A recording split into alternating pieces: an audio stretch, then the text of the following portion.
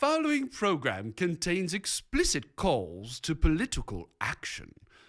If you are addicted to the tax-exempt status, Randall might not be right for you. Check with your little sister. I wrote this when I was a very small child. I hope you enjoy it.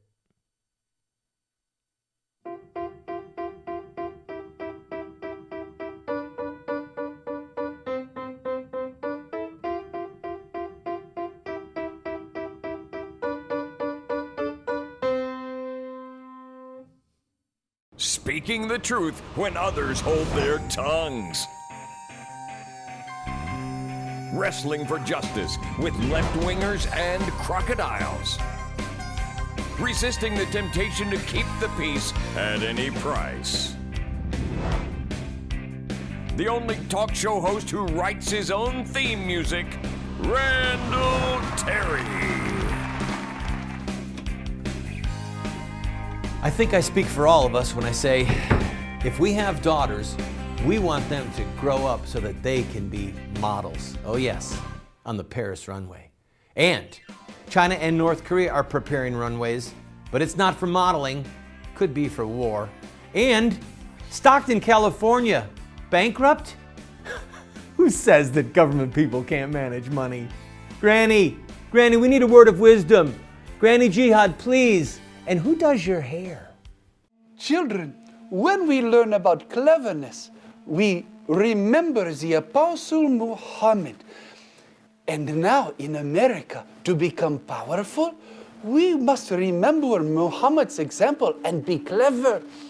Okay? So, think of Representative Ellison up in Minnesota. He's a Muslim man, you know. And he's very nice to everybody. And he also supports Muslim Brotherhood in Egypt. What a good man. He knows how to be quiet about those important things, just like Muhammad.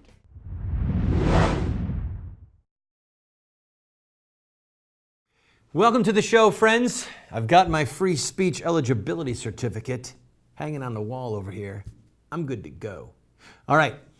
Please stay with me if you have a daughter or a granddaughter, because we're going to talk about models, the Parisian, as they say, the Parisian runway, and about the abuse of these poor young women and what it means for our daughters, because it impacts us. But first, I'd like to talk just a little bit about what impacts our pocketbook. Some of this is almost comedic. You might have heard that Stockton, California has recently filed for bankruptcy. It is the largest municipality thus far to declare insolvency. Meanwhile, the mothership state over Stockton, of course, is California. And a recent report showed that they are $127 billion, that's billion with a B, upside down in their net assets. That is larger than the entire national debt was when Ronald Reagan took office, okay? That's how far upside down the state is. Let me point something out to you. Number one, they cannot recover. It's actually numerically not possible for them to recover in California with their current tax structure. So if you think that the Cyprians had it bad, where they literally were shutting banks and just taking people's money, we don't know what's going to happen to you poor souls. I almost called you poor suckers. You poor souls out in California. Because Arnold Schwarzenegger and Jerry Brown and all the other misfits and mishaps that have been your socialist masters at your state government, they have driven you to bankruptcy. One of the problems in the Christian community in America today is that we do not think, generally speaking, that economics, and especially government economics, taxes and spending, that they have an ethical component. Or to put it like this, they actually matter to God. Did you know that the scripture says that God hates false measures? He hates false weights. And a just measure is his delight. God himself only requests 10% from the faithful. but our federal, state, and local governments accumulated take just shy of 50% of our income. The poor founders of this republic would roll over in their graves. They were worried about taxation without representation. They should see what it looks like with representation. Bringing it back to the ethical component. We have thieves running our governments. If somebody came to your house, broke in, tied you up, and said, give us half your silver, half your gold, half your money, because, well, my mom is sick and I need to pay for an operation. My nephew's teeth are messed up and he needs braces. I've got an uncle who's not feeling well and he needs disability, so we need to fund this. What do you call a man who breaks into your house and takes half your stuff to do that? You call him a thief. Well, if that same thief gets elected to office and then comes back to your house with an IRS agent and says, give us half your money, half your silver, half your gold, because we need to fund this, this, this, and this. My mom is sick. My nephew needs braces. My uncle needs disability. What do you call that same person? I know what you call him. The honorable thief. Theft is theft. A thief is a thief. And right now, we have government officials who are stealing from us, eating out our substance like locusts. And we have tolerated this. We have elected them.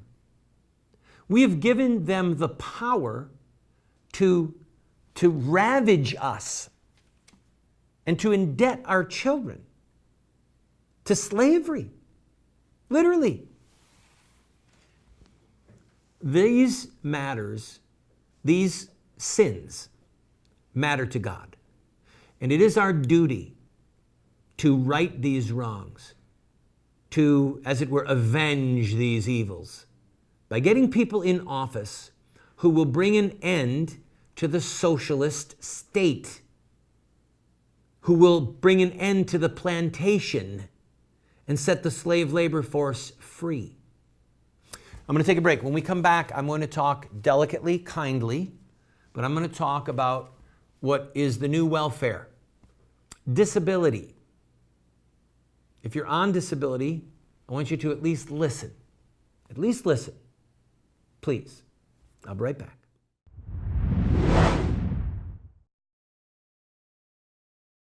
How would you like to be able to reach hundreds of thousands, perhaps millions of potential customers with your product or your company or your web-based business? Well, you can do that right here on this show. Every single day, we get phone calls or letters or orders online from states all over the country where people are watching this television show. Right now, we are seen in 45 cities at 8:30 p.m. Eastern Time every night, and then a rerun again at 12:30 midnight. You can reach them using this show at advertising rates that are so inexpensive, it would blow your mind. So, if you're interested, contact us at the phone number that you see on the screen or the email address, and we can talk about how you can grow your business and help support this show.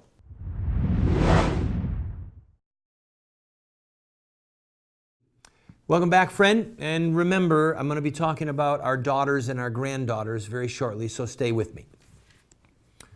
I ask you to listen closely to what I'm about to teach you. Listen to the totality of it, because this is meant as, please God, a merciful, gracious teaching moment. God cares about the poor. God cares about the disabled.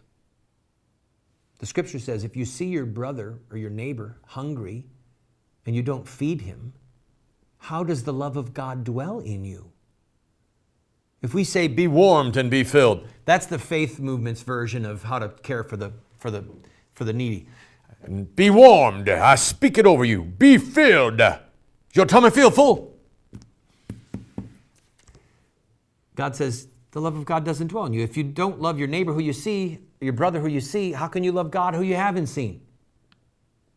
So you have to understand the things that I'm about to tell you come from a sense of duty that we have to those who are widows, orphans, who are disabled. The Christian community, since its dawn, has always taken care of the needy.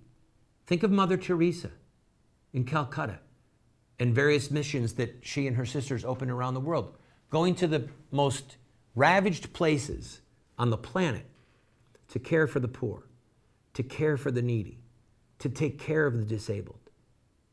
If you look in the scriptures at how God requires us to care for the needy, he has built several firewalls.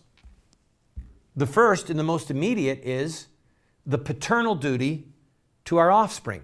Moms and dads have a duty to care for their own children. The next is that children have a duty to care for their elderly parents. I told my sons recently, my wife and I took our small children to a nursing home. And of course, you look at the nurses and you look at people caring for the needy and you think, thank you, God, that there's this acts of kindness going on. But then you have this conflicting sense of, don't put me in a warehouse when I'm an old person. And we said to our sons, you may never allow us to go into a place like this, ever. We changed your diapers when you were little. You need to change ours when we're old. We're raising them to care for us because Jesus said that's what the fifth commandment meant, or the sixth, depending on your ordering. Honor your father and mother means to take care of them in their old age. After that, you have extended family that cares. After that, you have the immediate neighborhood. Love your neighbor as yourself. Then you have the Levites taking, I believe it was a tithe every 3 years, where they brought in money to give to the Levites, who then were required to distribute it to the poor and the needy in the land, to those who needed help. Then you had the requirement that a farmer leave the gleaning on the edge of his field so that the poor could come and could take. You even had the requirement that a person could go into a field and eat standing grain, eat as much as they wanted and walk out, and it wasn't theft. It's how God said the people had to be cared for. God cares about needy people. That is not what we have in America today. A study came out recently in England, and that's what prompted this. They're actually phasing out the disability programs, most of them in England. And so they required a medical test to confirm that somebody on disability in England really needed it. Listen to this. A third of the people who were receiving disability checks in England, nearly 1 million people, did not even show up for the test. They knew that they were scamming. They knew that they were gaming the system. Of the people who did go for the test, 55% were found in total health to work. A third of those who went were told that they could work certain jobs. Maybe you couldn't dig a ditch, but you could work in a factory on an assembly line. All right? The point is that people were taking advantage of the system. And here's where it gets dicey, and I ask you to hear this in the spirit that I'm giving it. As Christians, we have a duty to care for the needy and for the disabled. But is it the right of the government to put a gun to your head to force you to pay for the government's favorite disability program without your consent? That's the issue. Can the government put a gun to the head of a taxpayer and say, you will give to our favorite disability program? That is not freedom. It's not even compassion. If I put a gun to your head and I force you to pay for my nephew's braces or my mom's sickness, you're not showing compassion to my mom or to my nephew. I'm forcefully taking the sweat of your brow and using it to care for those that I love.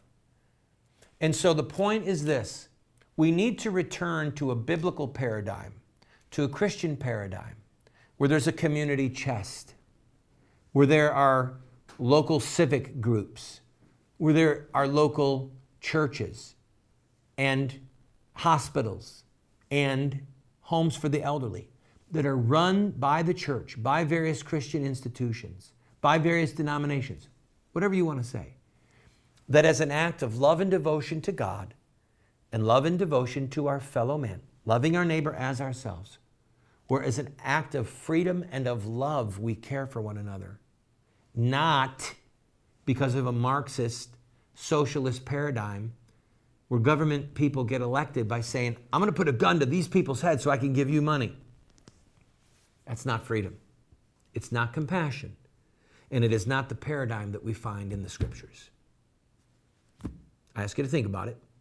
I'm going to take a break, and when we come back, I want to talk about how our daughters and our sons are being poisoned and what we might do to help protect them. I'll give you a hint. Don't buy your daughter a Barbie doll, okay? Nobody looks like that.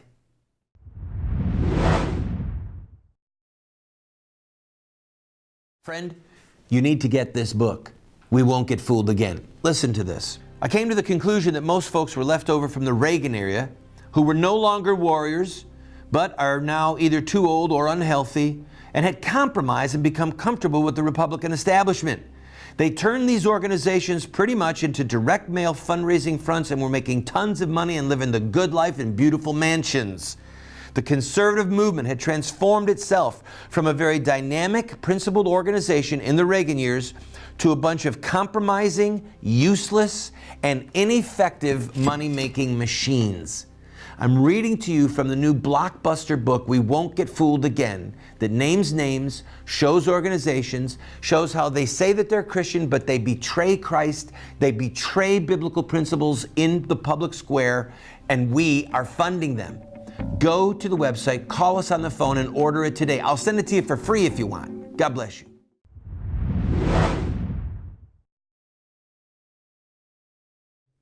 Underneath those new fashions that are displayed on the Parisian or the New York or the Los Angeles runways, there are often shattered and tattered remains of a little girl whose life may be near its end. Kirsty Clements released a new book, a tell-all book called The Vogue Factor. She was a reporter and an editor with Vogue for 25 years.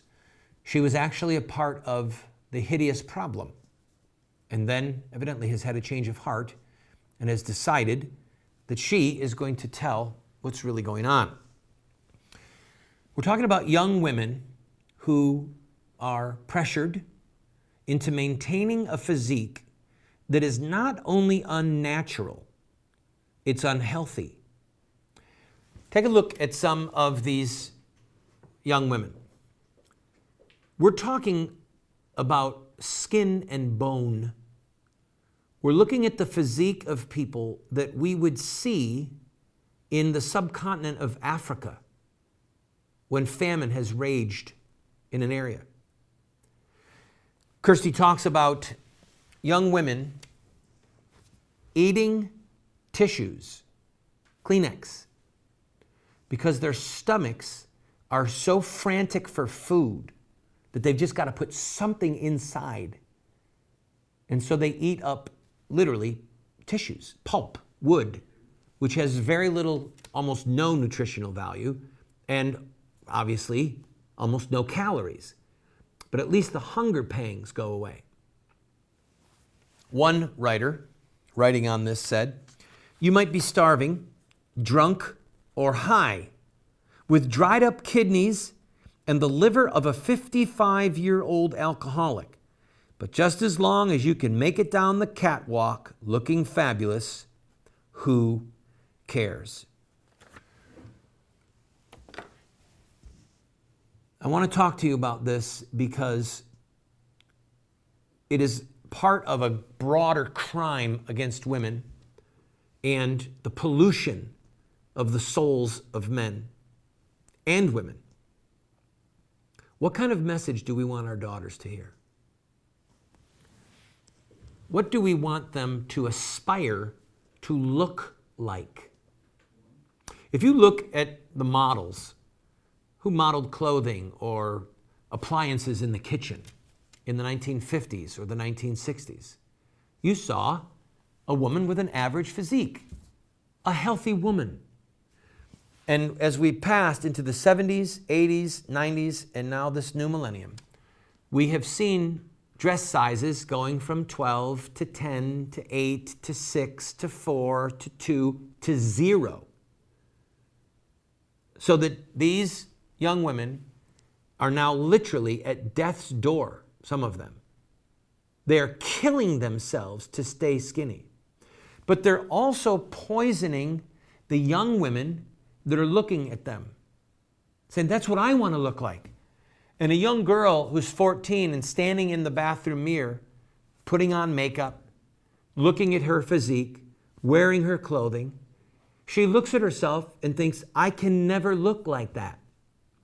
Now, of course, a handful of them try, and they become bulimic, or they start to suffer from anorexia.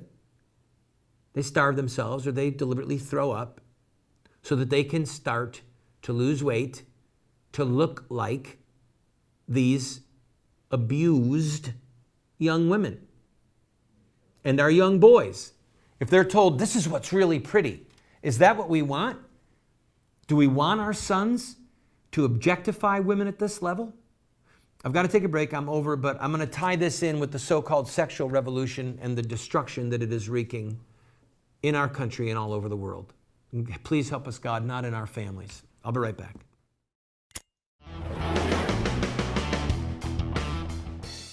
Waiting for the sun. Yes, that's what I'm doing. But in the meantime, we're gonna watch a little more Randall Terry. Am I right? Yes. Ah!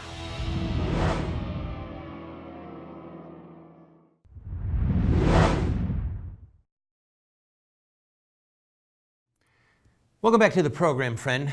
The Apostle Paul wrote to the Corinthian church and said, shun immorality. Every other sin which a man commits is outside the body, but the immoral man sins against his own body.